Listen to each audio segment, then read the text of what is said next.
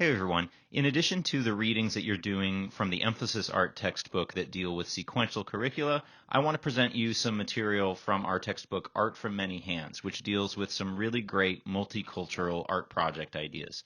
In particular today, I'm going to tell you a little bit about paper molas, or molas, which are a textile art made by the Kuna Indian tribe from the San Blas Islands of Panama.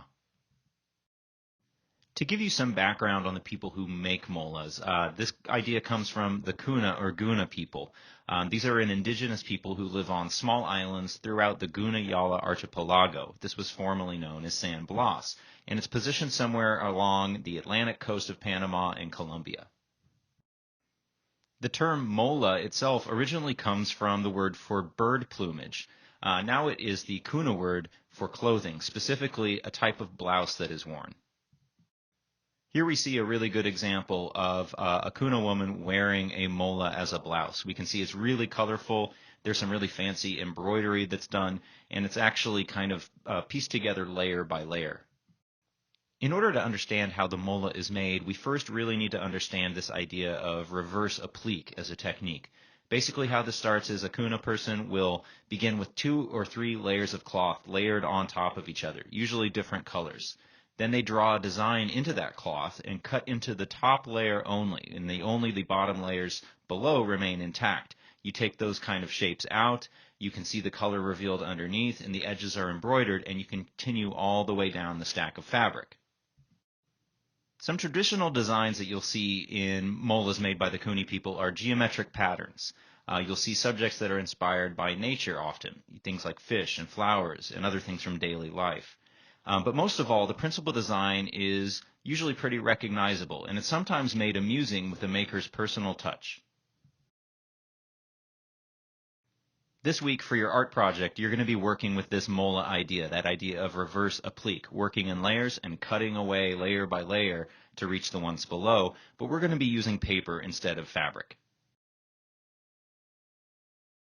I've been showing you some examples of molas all along the way, but I thought it would be useful to see a few more examples of this done in paper. So we can see here just a really nice, neat layering of different colors of construction paper cut away into basic, simple shapes can reveal an interesting effect. So now you're ready to get started. The first thing you need to do is have a drawing of your motif, and you need to have a border around your paper. This is a piece of 9x12 from your folder, and I've got a 1/2-inch border that goes all the way around. In the center of that, I have my motif, and what I need to do now is just make bridges that go from my drawing out to that border. This is kind of an important part of the mola process. It'll make sure that all of our project holds up when we start cutting things away. It also is really helpful in just making use of negative space, making it more interesting.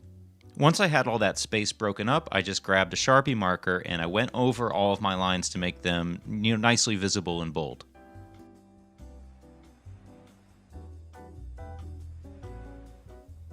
Once you're happy with that, just go back with your marker again and make those lines thicker. The reason we're doing this is that everything that is not your black lines is going to eventually be cut away, and everything needs to kind of extend to that outer border as well, and just having thicker lines will make sure that it's sturdier.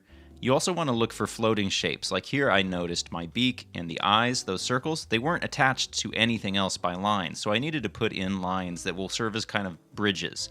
If you take your pencil after you're done, you should be able to trace every single line throughout your picture so that it all attaches to that outside border. Once you're happy with that, you can just take your pencil and we're going to do a simple transfer again. So this time there's some special things you'll need to pay attention to, but the first step again is just use the edge of your pencil to kind of trace things along. Put a little graphite down, then pick a piece of construction paper, tape it down, and use a stylus or a dull pencil, this time to just trace out the white shapes that you see. What that should do is should give you a transfer on your paper where we can kind of see the outlines here. What I did then, I just needed to see things a little bit more clearly, so I went back in with my pencil and I just sharpened up some lines. When I was ready, I just set down some newspaper. A cereal box or cardboard would work really great here because now what we're going to do is bring our X-Acto knife out and start cutting these shapes away. So again, we're leaving the lines attached to the outer border. I started in the center of my piece, and I'm just sort of cutting every shape away. If I looked on my original sheet, anything that was a white shape is going away. So there it is. It's all done. I cut away all of my pieces, and now I wanted to layer it on top of another piece of paper. So I tried out a few color combinations.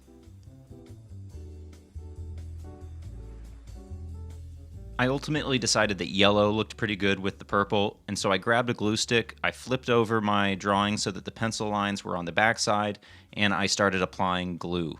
Then I pressed it down, let it dry for a few minutes, and then was ready to start in on the next step, which is basically the same thing, cutting away, defining areas that can be cut away from the yellow sheet of paper. So I measured just with my eye about 1/4 of an inch inward, and I started breaking up those shapes even more. And I discovered here on the wings that I could do an interesting effect and kind of take up some of that negative space in the yellow by making these little diamond sort of patterns.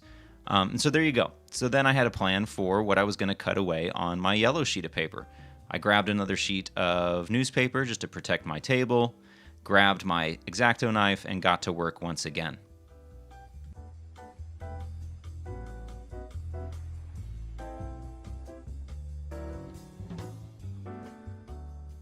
And once that layer was done, it was time to just try out some other final colors here. So our third sheet of construction paper, I decided red looked really good. So once again, I turned my paper over. I started using the glue stick on the back, and then I pressed it together. And even you might take another scratch sheet of paper over the top just in case it gets a little gluey, and smooth it down, make sure that all the pieces are attached, and then just kind of sit and let it dry. So there's my final project, a really simple paper mola. The key that you want to remember is make sure that when you're doing your drawing that all of your lines connect to the outer border and that you can trace to any other edge together. So I hope you have fun with this. It can be a little challenging. If you do have questions, you can go to that Art from Many Hands textbook, or you can reach out to me via email, and I'd be happy to walk you through.